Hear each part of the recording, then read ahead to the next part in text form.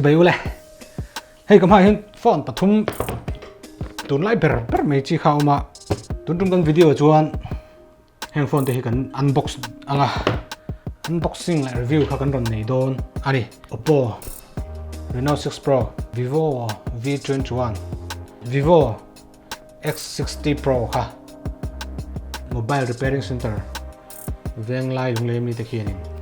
ฟอนอันบ็อกซิ่งทัวร์ตุนจมจะมีลุยเทย์แล้วไม่อยากลองคุบไม่อมรจุมาสาก็สวยดูจูเฮกันวิดีโอที่สปอนเซอร์นี่หรอวะทินอันมานี่ถกตัวเฮียนินมีเราฝักสักร้อนตีปอนี่หรอวะเดี๋ยวนินกันอันบ็อกซิ่งอ่ะสเปคเตะกันเตะสังอ่ะกล้องราชายมที่ถ้ากันเอ็นชินโดนอันนี้กี่มาไงดันเลี้ยวก็ร้อนสวยโดนนี่ตุนจมมาเห็นกี่มานี่มันจะงากันเสียชุนแต่กันร้อนสวยรู้ว่าโดนขานี่อ่ะเที่ยวตัวเตะปอนนี่เราเสียเทียมกันดูอย่างเงี้ยมาสวยสวยเลยมั้งเสียฟูเราเดี๋ยวไล่จะปกันเราหนีไม่เทียเดี๋ยวเฮกันอะไรรู้ปะก็ Oppo Reno 6 Pro คงมาสับเบรังโอ้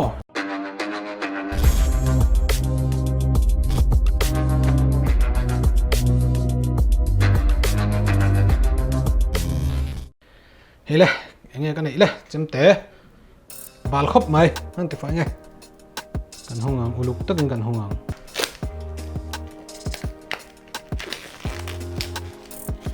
นี่เห็นโดนพุทธศิลาโอ้ปนเมลเว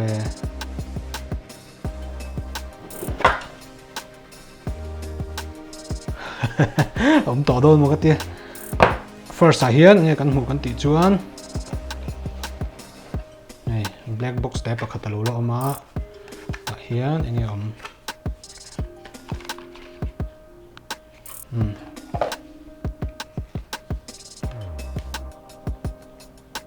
ไอ้ซิมเมจิกตัวกันติดข้ามีโซ่ตรงตะกินซิมการ์ดบอมหุ่นนะคะเอามาซิมการ์ดบอมหุ่นนะเละ paper box แวะเราเอามาจวนเฮียเคสชัดตักไม่เข้ามา soft ชักครบไหมหลังตั้งทีเคสฉันเลยง่ายเลยมั้งถึงเคสที่ใช้ไม่นี่เคสตั้งกันเลยต่อมังง่ายเลยนี่เก็บกับโฟนกันไหนเฮียส่งเฮียพอละฮาริวนี่เฮียตัดมันอ๋อ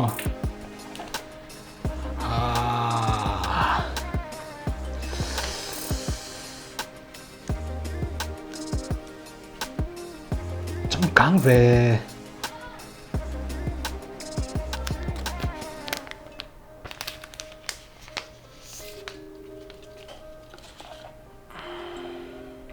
เฮ้ยอารมณ์ฮิตั้งได้ครบไหมอ่ะ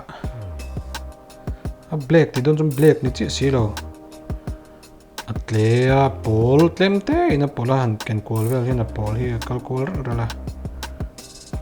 ดาร์กบลูกันจริงๆค่ะสลิมชักครบไหม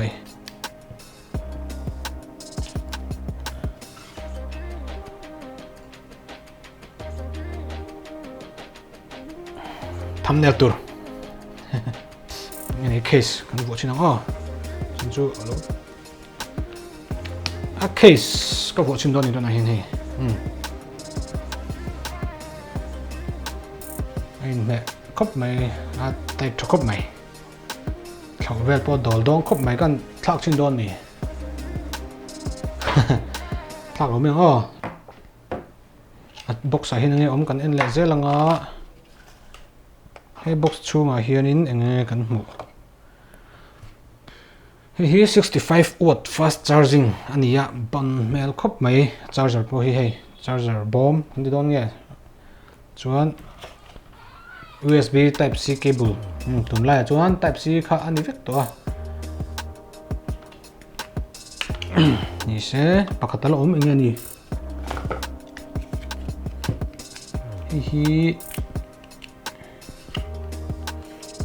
earphone รอนชมเตล่าตุนไอโฟนจน earphone นั้นชมคัดคุบไม่มาให้มันสร้างสิ่งให้นั้นด่าเละเงี้ยนี่ earphone นั่นนี่มรจุ 3.5mm jack khani lovin nei type C cable ron ni tat me ai hi ama phone bi ka lo chon man thei don lo ni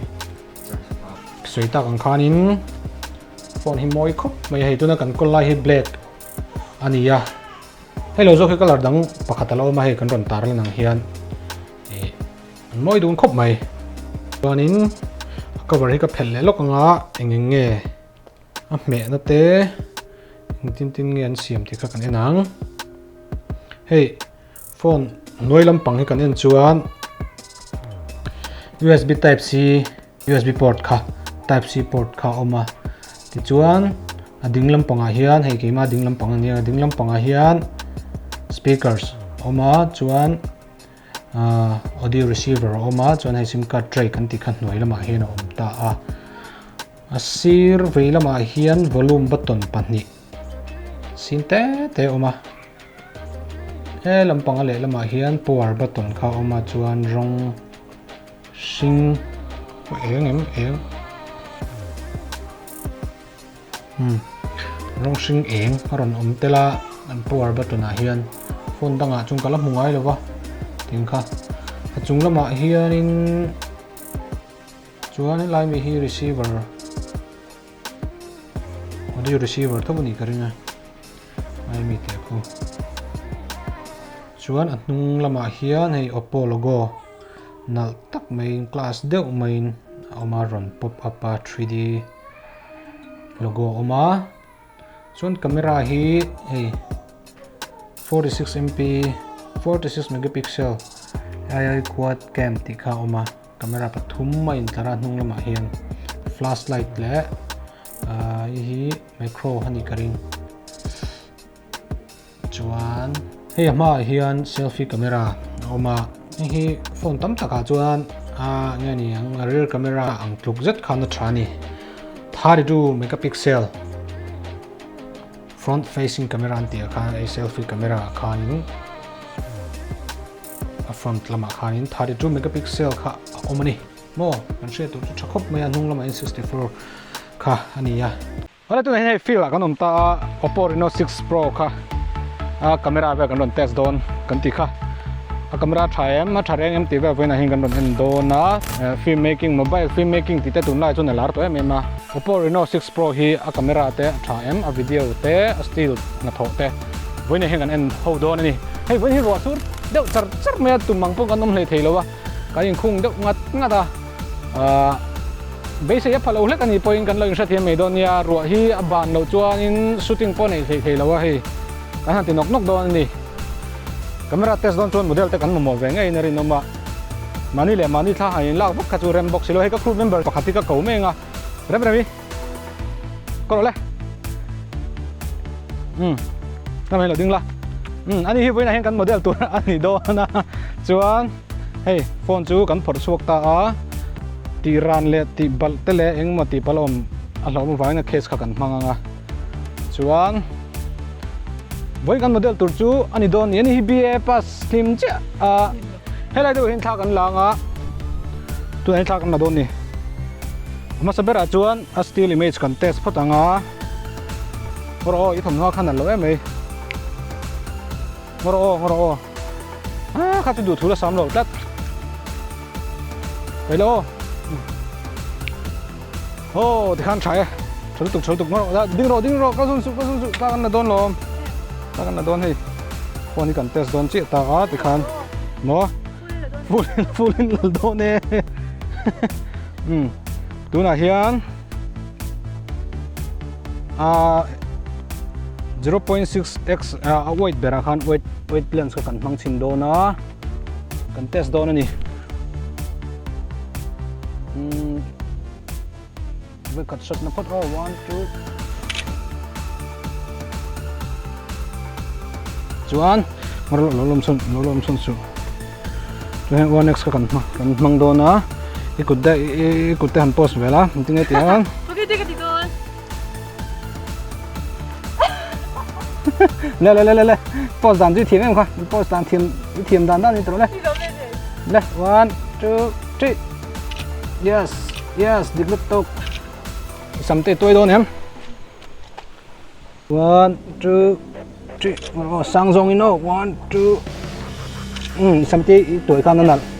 han thu te tu nai thu dan ta khaban na tu na hen 2x kan mang do na 1 1 2 3 1 2 3 chuan helai ba henom da na hen khan ding kang chin ta khan tam ro a kha ta te khan kla te khan mai te khan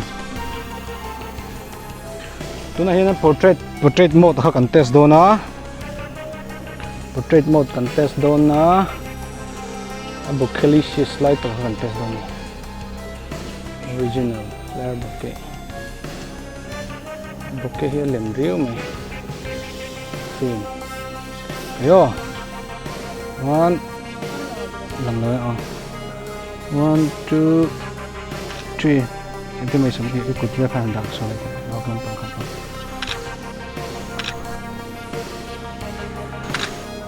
portrait nó rong nó chuanin 64 megapixel kha tu na hin kan mang don che hala hin on na oma 64 megapixel kan ti na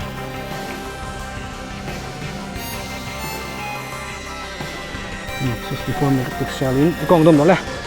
đây là mình kong dom là 1 2 3 1 2 3 ikut dalam kan isam toy là ini kong dom pala 1 2 3 du tok patang a selfie lampang hi an le tai la selfie camera hian na china kan sei le ta kan khan phone then khatan da tuk zet mai kha camera that tak mai khan da 32 megapixel ngani front camera hian portrait mode hin kan selfie chin nge o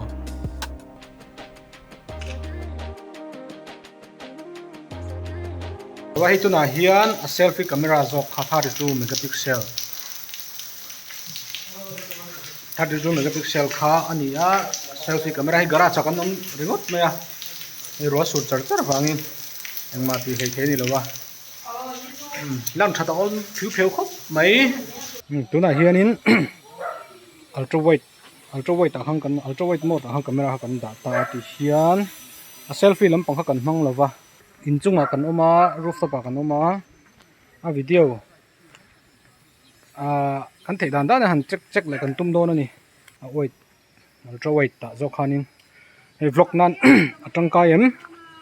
vlog nan te man tlakem ti te po kha tenin in lo en theng chu in lo mu theng chu video kan test do ne kan ti lai hang kan chang tunu kha accident lau awang khan he ni fana han ti le don ani so ta so ma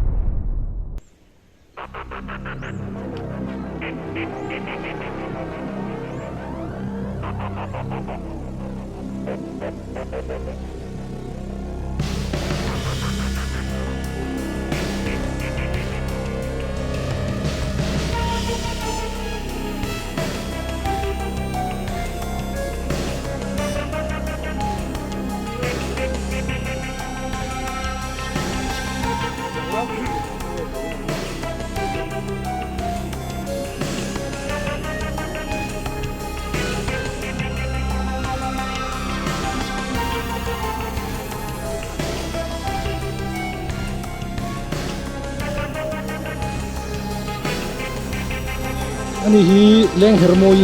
ani ya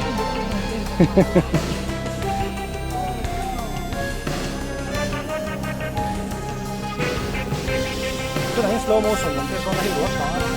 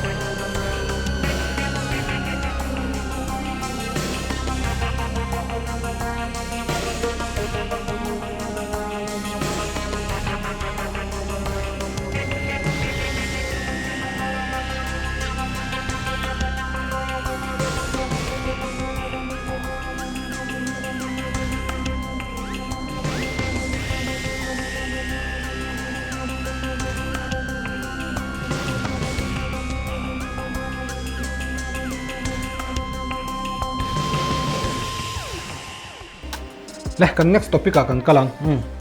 a display kan suyang display a screen display a hian nganiang a screen ron lan tir tu a hian timeng an man roman hi AMOLED antia AMOLED 90 Hz khan manga HDR10 plus AMOLED chu tunlai phone chu ga chuanin nganiang display thatak ania chuan a phone shim hi a hlai zong a sei zong a len zong kan ti don nge 6.55 per point panga inches ani e front lap back a hian Gorilla 5 glass khan manga Gorilla 5 po thakap maya glass a chuan tunlai glass a chuan an mang ve ni kan she thiam dan turin ke thelo ang thluk ani chu mo thakap mai le kan next topic a next a chuan specification kan tia specification chu na thop tu a khol pui mo iPhone ti na thop tu ber te hi kan endol ni OS a hian Android 11 tin color OS in telea color a hian 11.3 manga chuan chipset ten tia processor kan ti thina kha MediaTek MT 6893 Dimensity 1200 5G anti de khera heng phone hi 5G vek kharon ni to a chuan a CPU kan tia central processing unit kan ti thin kha octa-core mang thalom khop maya tin a GPU a hian Mali G77 MC9 kha manga a GPU kan ti hi graphic processing unit kan ti kha ania Mali G77 MC9 kha manga a GPU tak a hi chuanin ngani hansang filor lo khani lawa GPU hi an fakvak lo han tila thalu tuk thawa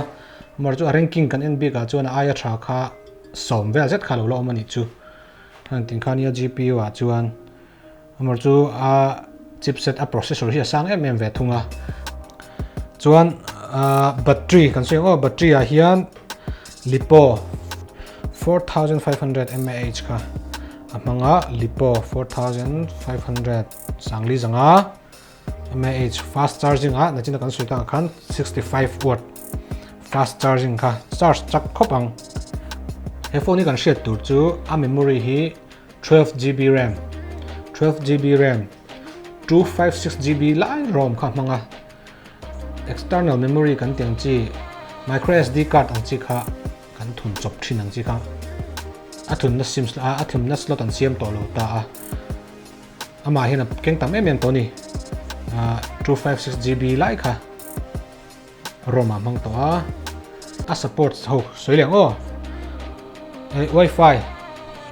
nge in Wi-Fi chu support tu ranga ya ni Wi-Fi support a chuan Bluetooth omboka chuan GPS te NFC hom tel boka ni he phone a hian NFC amor chu radio om to lova phone tam taka radio non da tel thin kha radio om lova he phone a hian radio kan ngai thei don lo tina ni chu chuan USB type C 3.1 mangani chu atlang pui he phone tlang pui chu ni ya atira kan suita kan khan a zong kan sui vek seng don lo ba ka kan sui thiam don lo wa chu wang chuan khang kha helai kan unboxing chung kan sui thei chu ni sela field test kan nei tang te khanin he phone chung chang ai ngai dan chu nang mani zok in siam thiam mai kan ringa aman za thi MRP a chun cheng singli sang ro zakwa sum kwa ania mar chu suita kan khan dor sang te po mani nang lo veng tin ne ta te po mani nang lo wanga sang deal sang na mo wangin a dor hak to ten ton thiam dan te pon azir ve bo ang chu aman chu ani tin kan soi fak lo wanga mobile repairing center ami hi lei ve nge ula a dor hak to ten chelo in fel ma tom tak pon in deal thiam chuan mo an pe nge eng chu he phone hi leiji takani in ga sia atira kan suita kan khan he channel a chuan filmmaking lampang ideas sang tele katiang lampang kha kan thur don na film te pok kan ron dalu tang short film a free and thei turin kan ron chop chok zel don amaro chu angai ve chu enya ni in lo subscribe ka ngai ni chuanin he channel hi min lo subscribe sakanga min lo like sakanga share te pok kha thei boka chuan heng tiang chi review sang sang te pai kan ron siam chun zum zel thei don ani a tin phone chau hi kan thlur don lawa kan ti kha hei tech review ani a tun tuma po hiam phone kan ron ti ni maya ni danga po phone te pok kan ron tinga thil chi sang sang kan ron review thin dona chuan min lo thlir sak le ze don nia